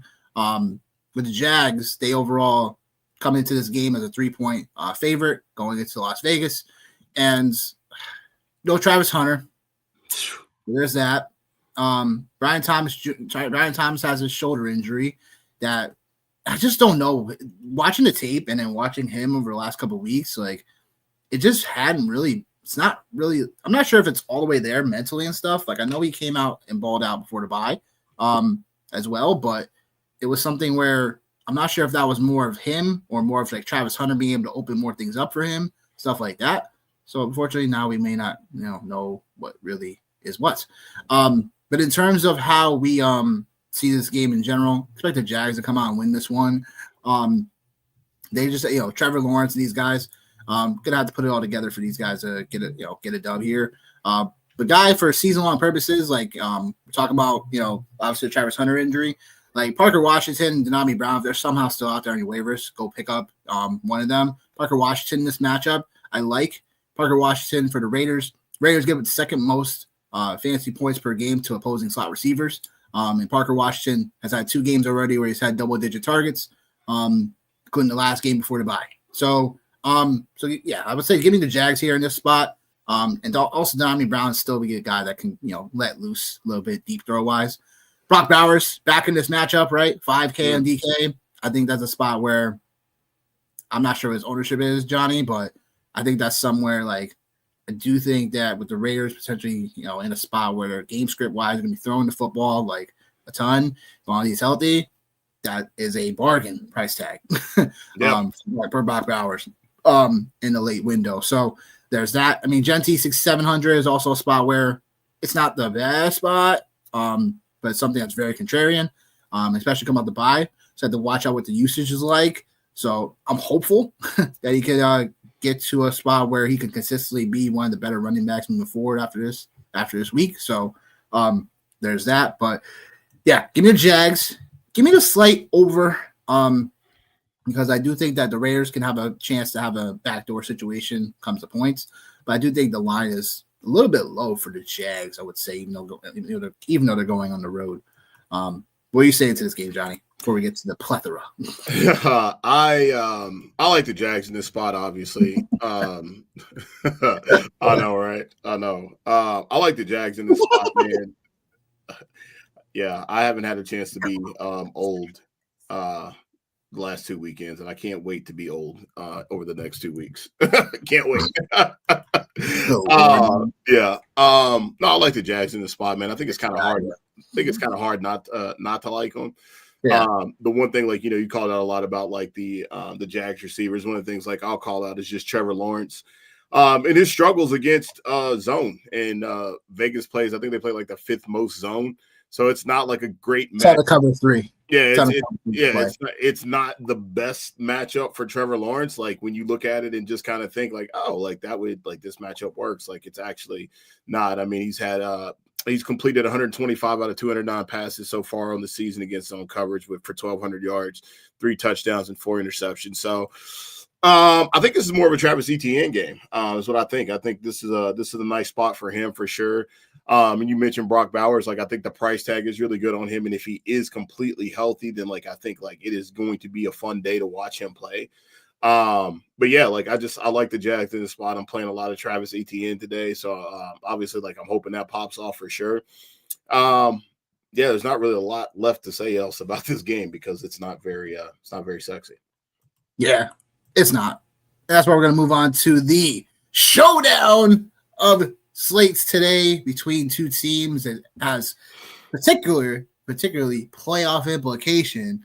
Chiefs going on the road to Buffalo to take on the Bills. Chiefs coming in as the slight road favorite, -1.5 in Buffalo.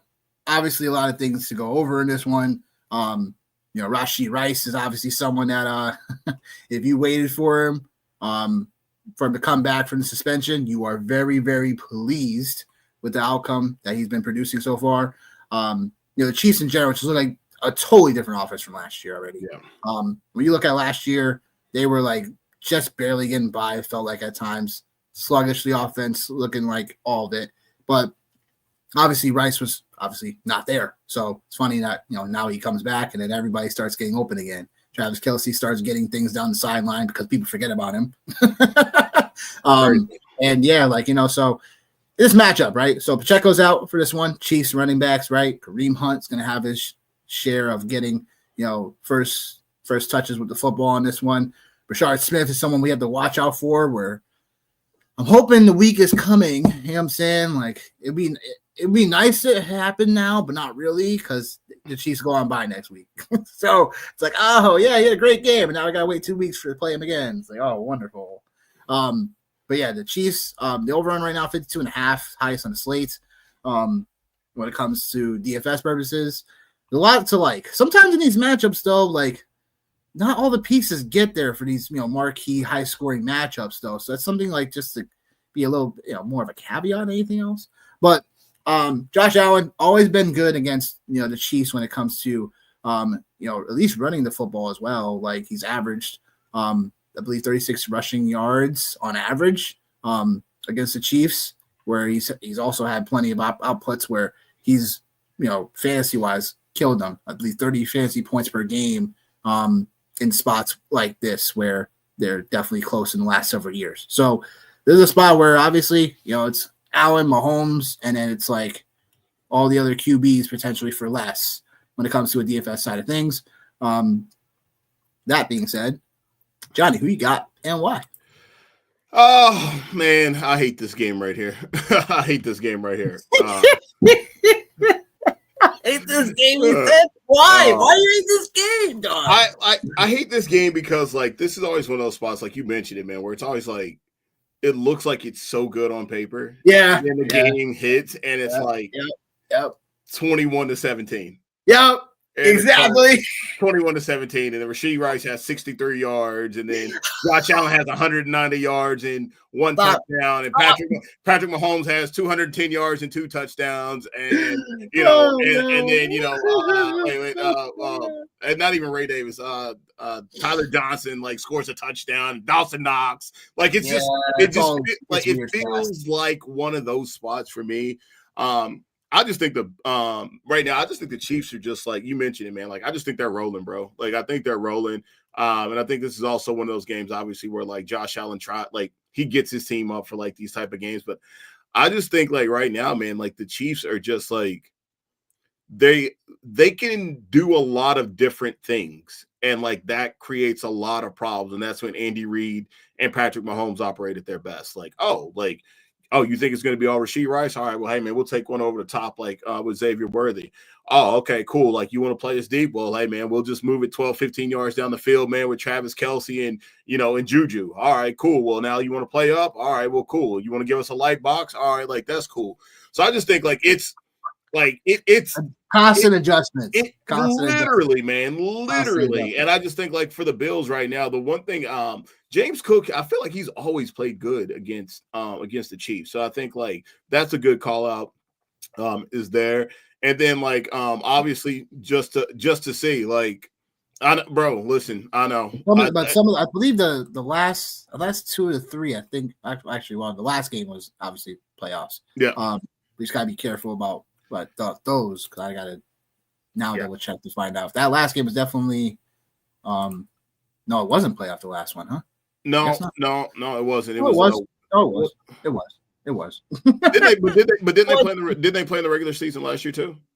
They did, yeah. Yeah, okay. All right. And that was 30-21 Buffalo. Okay. That was a game that I think that came down to like Josh Allen making a big play, and then all of a sudden they pretty much like, they just squashed the game late. So they could have scored a touchdown that game, and then they didn't, just chewed the clock out. So but like you were saying, John, bro, it's gonna come down to the little tiny bits of overall adjustments in game where it's like, okay, you're covering this guy, like, okay, like cool, you know what I'm saying? Like whatever. Like so yeah, like it's weird.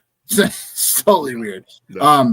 But what I'll say is that I'm taking the Chiefs here this one. Call me crazy, I guess. But it's just one of those things where the Chiefs are playing really hot football. I know Buffalo could easily get this one.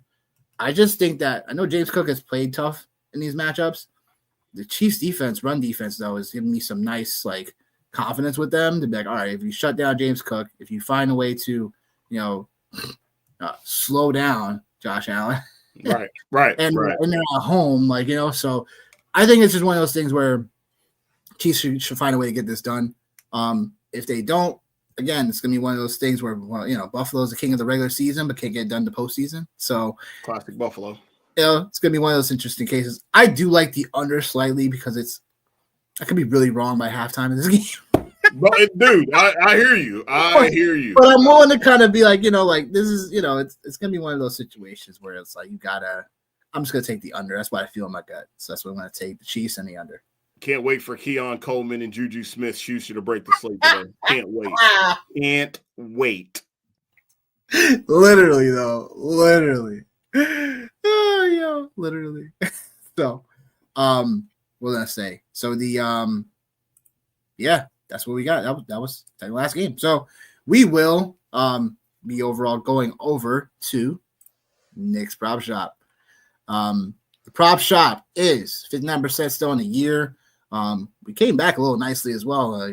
Previously on Monday, we went 3-1 on that slate. Stupid Debo, man. Stupid Washington. Anyhow, enough of that griping session. Core 4 bets for week 9 as follows.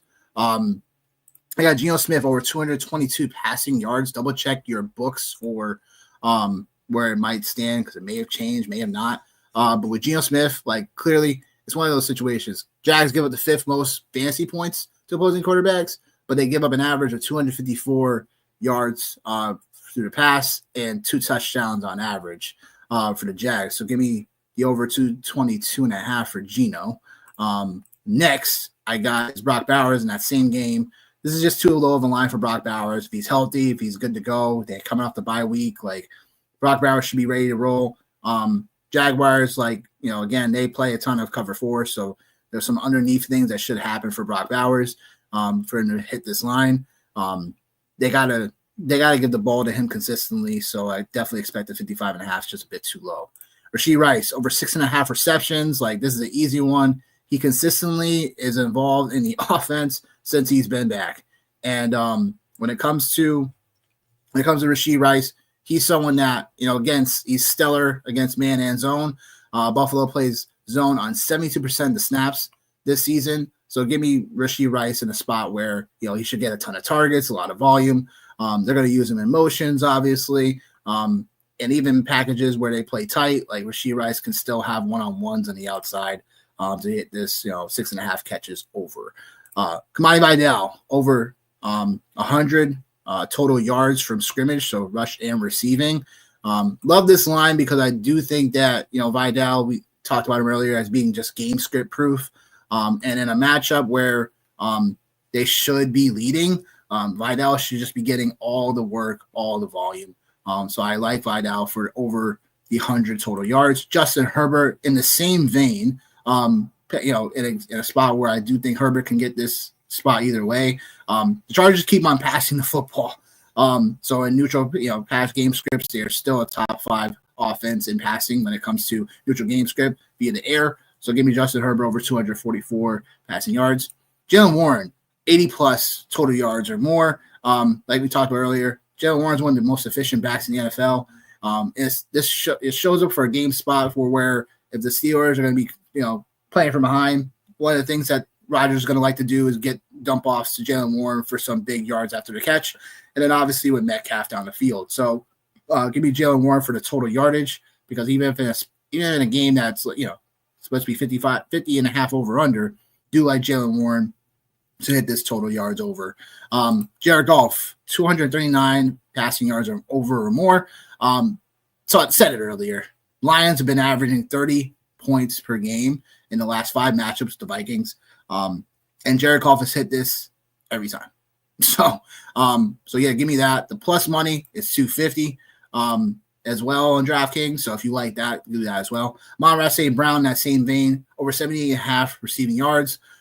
Look, again, the Vikings could be down to their third, fourth corners today. So I do like this spot for Amon-Ra anytime. In these matchups and spots, Amon-Ra has gotten it done here as well. Bo Nix, over 21.5 rush yards. Texans, they overall, as far as their defense goes, is still obviously elite, but they are very vulnerable against QB runs. They give up the most yardage per carry, 6.7 yards per carry to opposing quarterbacks. Bo Nix, there's a lot of ways you can get to this spot. You can get this as well, whether it be the bootlegs and him coming off those, undesigned runs or even design runs for Bo Nix. There's a lot of ways that Bo Nix can get over the 20-something yards rushing here. So give me that. Few more we got. Parker Washington over 3.5 receptions. Talked about it earlier. Raiders are very susceptible to opposing slot corners. Give second most fantasy points per game to the opposing slot receivers. So give me Parker Washington. Obviously no Travis Hunter. The 10 targets the week before the bye that Parker Washington had. This should set up for a nice spot for him to succeed. Over 39.5 receiving yards for Bijan Robinson. Patriots love to take away their best weapons. That could be Drake London today. That could be Bijan Robinson. They're going to find ways to try to get both, obviously, eliminated. But with Bijan, before the Miami game, he's hit this line. He's averaged 39.5. So this is a line he's averaged throughout the season for receiving yardage. So definitely like Bijan Robinson in the spot where the Falcons are going to find a way to stay in the game. It should be where check downs to Bijan with the Patriots just, most likely stuffing the run consistently. So I like that. My final one, Chase Brown, over 80 total yards on scrimmage. He's hit this in back-to-back games since Flacco's been the starter. This game sets up for a 51.5 over-under. So this is a spot where this could be a back-and-forth game. And with Chase Brown, I'm not saying he's game script proof like Vidal is right now, but he's in that same vein. So got a lot of props here. So be responsible. Like I said, the core 4 bets are as follows again. I got Geno, Bowers in that same game. Got Rashee Rice, and I got Vidal. Those are the core 4s, and then everything else. So that being said, appreciate y'all, of course, staying with the show. And that being said, we are looking to do a single entry DraftKings lineup today for the 1 p.m. slate for everyone that stayed with us. So Johnny, kick us off, my guy. All right. So yeah, we're getting ready to hit a single entry here on DraftKings. So walk with me if you don't mind. Walk with me. All right. So single entry today. All right. So I mentioned a couple games that I really enjoyed and I really wanted to get to. Cincinnati and Chicago is definitely one of those games. So I'm just trying to find a way to be able to get there in some respects. So actually I will start off, as you mentioned, man, with Chase Brown. I think that's a really good place to start off with. In a situation where there's a lot of points to be had here. So I think obviously a lot of people are going to be playing Chase, which makes sense. Yep. So I'm going to do that. Hey, it makes perfect sense to get there. But I think like when I play these type of lineups, man, like I'm looking to try to take down. So I always just try to look to find like what are ways to not play like the same thing that everyone else is playing, or to be a part of games just to be a little bit different. And I think Chase Brown is like a really good starting point for me, just in that space. Just when you talk about like where he's at as far as where he's at like with ownership. So again, single entry can be a little bit different for those of you guys that all do play out there. And if you are playing and it's like your first time playing or whatever the case may be, or looking around, like I always recommend the fact of playing single entry versus like GPP, because like if you just play one lineup in a GPP, like that's like throwing a needle into a haystack, man, for sure. So I like money on fire, whichever one it is. Hey, whatever you like, right? So there's that. And then another place I'm going to go that I think you mentioned it a little bit earlier. We just kind of talked about it. Ladd McConkey in Tennessee. I like that game a lot, and I like the Chargers in that space. And I think you got to get there. You got to get one of those pass catchers today. You could obviously go with Keenan Allen or Quentin Johnston, whoever in that space. So I really like that. So that's another great pick that I like in that game, because obviously we expect the Chargers to win, and it's should put up a ton of points. So then I'm going to look at wide receivers here. So like we obviously have somebody in the Cincinnati and Chicago game. Rome Odunze, man, like we talked about a little bit earlier, this might be the least expensive that he's been in quite a while. And he's been kind of quiet over the last couple of days. So I'm going to continue to keep building on this game here. And now I got a nice little run back option with Rome. 6,600. Still haven't like really like broke the bank yet in this space. So so I like this. I like this right here so far. Like we got a little bit of action there. What thoughts so far, Nick? Yeah, keep going, bro. Oh yeah. All right, cool. Rome wasn't like high, but I can understand where you would like to play him. 6,600 is like we'll see, but I understand what you're saying. Yeah, I mean, again, like I said, man, one of my favorite games of the day. So just standing on business there in that spot. I hear that. And then this is nice little mini stack with Chase Brown. Yeah, and this is the spot where, like, in my gut, like, I really want to play Kamani Vidal as well, because I think, like, for 6,300, that is a nice price. But then you have Travis Etienne at 5,600. And so I'm like, oh, man, all right. So, like, where do we want to go? What do we want to do? I honestly would probably want to go your boy Jalen Warren here. Okay. All right. I dig that. I mind Jalen Warren, the spot 5,500. I don't think the ownership's going to get there for him. In the spot where, again, like I said, with the Pittsburgh, like I think they're going to be in a spot where they're going to have to, consistently pepper him if they get behind game script wise. So that's just set up for Jalen Warren to have over, like I said, I think he could have easily over 100 scrimmage yards today. So. All right, so we'll go Jalen Warren. I'll let you get that one because I probably would just. Even though I hate this, you can still fit Vidal in there. Yeah, well, it's either Vidal, or the other place like I like to get to. I was going to get there would be David Montgomery, or obviously our very chunky Travion Henderson. So like I think there's a couple of options you can hit to pay down. I worry about Travion obviously. But again, man, like we got to have a piece of chalk in this lineup. We got to have a piece of chalk. So it's either Monangai, Henderson, or David Montgomery. Let's just go with Monangai then. You want to go Kyle Monangai here? So now he's the free square. All right. So now this means for me anyway. The way I like to do this is like if that's the case, if we're going to play two running backs from the same game, now that means we got to get off of Chase Brown, because a lot of times like that can get a little bit risque. So. Final call. We're going Kyle Monangai and Chase Brown, or not but Monangai or Chase Brown.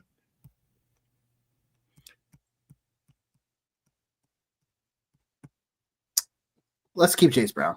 I'm keeping Chase Brown. So we're gonna move to Travion Henderson. Then I think that's a good move here. So we'll move there. I'll bounce the tight end real quick because I think that's the spot, and I'll give you this one here. I'll give you this Brock one here. Bowers probably, or George Kittle. All right. So you're the tight end guy. So we go Brock Bowers. So now this makes it a little bit easier for me now to go back. To go now. Brock Bowers. I'm standing on this. Yeah. I mean, I know I don't even know, but it's like I know George Kittle is great against man coverages, and the Giants play that a ton. Like, all right. So now because we went Bowers, I'm going to go ATN. So we got like pieces in that game right there in case something pops off. So obviously now we just got to find us a receiver and we got to find us a quarterback, which I like this situation that we got right now because I think it lines us up to either have obviously Justin Herbert or Caleb Williams, which I don't even have to say how much I love him in that spot. So I think we're just going to go ahead and just go Caleb Williams, which he's probably going to be a very chalky play. So now we got wide receiver now, and we got 5,100 left, where that's the average price at this point is 5,100, and we don't have a defense. So you want to pop a defense and see what we got, or you want to go ahead and rip this wide receiver? Yeah, Caleb Williams definitely has a nice stack too. The crazier thing I was considering was actually a Dart Wandell Robinson stack, but. So what's the? Well, how about this? How about we just throw Wandell in there now? Okay, call it good, and then defensively we can go anywhere we want to go, and we still have some money left over. And then we still have some time to make some changes. So Caleb, yeah. So I'll just pop the Chargers in there because that's a high end defense. So this is just worst case scenario for me. I like to do this just to be like, okay, like if I had nothing, or the minimal amount, like what place would I like to go back and make some changes to? Okay. That makes sense too. So all right, so 56. Everything looks good right now, but yeah. I guess let's see something. I guess for me, I like Travis Etienne, but he's probably the one out of all this that I'm like, I would probably want to see where else we can go. So 6,800. We got Kyron Williams, so we can get there. Or we can get to Kamani Vidal as well, so we could have a double stack there in that space. Or not double stack, but we have two players there. So we could either go Kamani Vidal or Kyron Williams. Or we could go T. Higgins. And now, that looks a little bit more sexy for me. But T. Higgins or who? To take out who? Wanda? Oh, well no, yeah, we can put him in the flex, yeah. Don't mind that either. But where's Higgins here? I'm trying to follow. 5,900. 5,900. Yeah. Leaves 1,100 left. So if we put him in there, we got 1,100 left. Yeah. And then if we wanted to see what it looks like now, if we wanted to make any moves with our defense or any of the other places, we could, because we can always make another move. Although now, if we play a Jacksonville defense, we're going against Bowers, but it is what it is. Yeah, I probably don't want to do that. Oh, actually, I got it. We could either go Texans. We could either go Texans defense or Broncos defense, which is two pay down spots. They should probably give us two pretty good numbers. So what if we go Broncos defense? Denver Broncos. Yeah. So we got the Broncos defense now. And we still got 1,700 left. This should be interesting. We still have 1,700 left. Ooh, boy.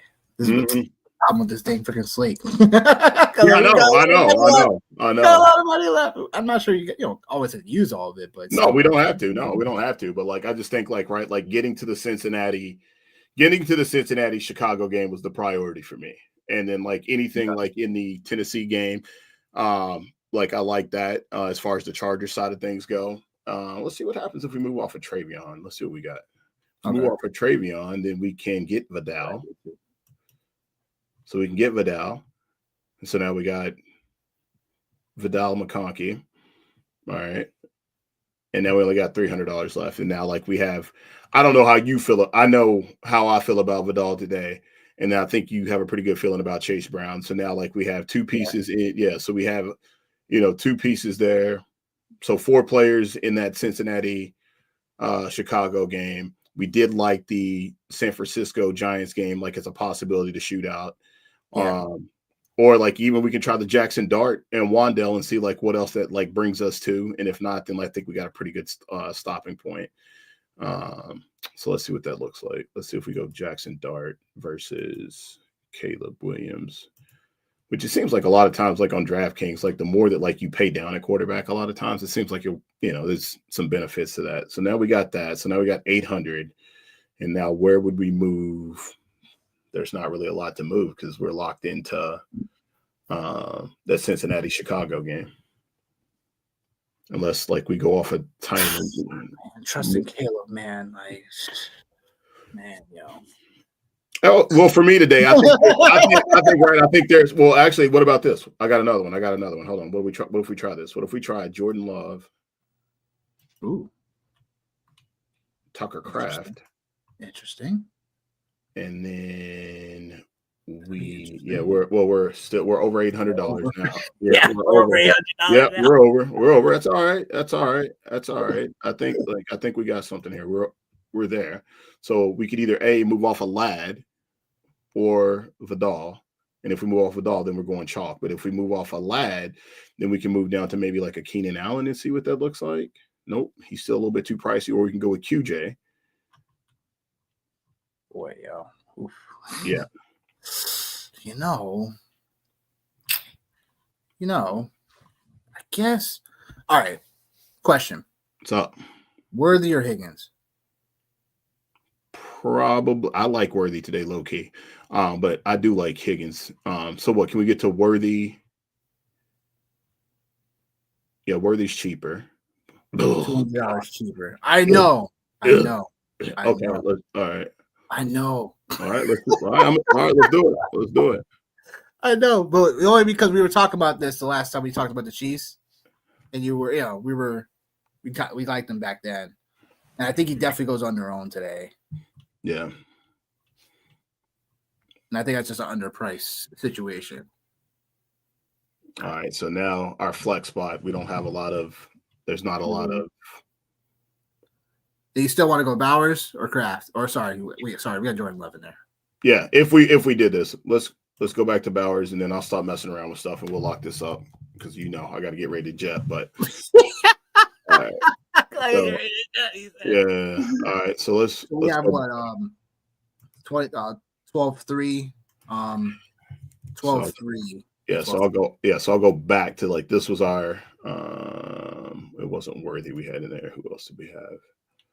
McConkey. So this was our original, was this right here. Yeah. And we got 600. We got 600. I think it was the Broncos. Yeah, it was the Broncos, and we got $300 left. Yeah, let's just go. We'll stick with that. Word, let's do it. Let's stick with that. Nothing different, nothing crazy. All right, cool. All right. No, he said nothing different, nothing crazy. Yeah. All right. No, hey, it just is what it is. Yeah, Haywood, yeah. Like I'm saying, we're trying to come around a little bit more, try to do this when we got the time today. So, but yeah, hope you guys appreciated that one. And yeah, we're gonna be out of here, basically.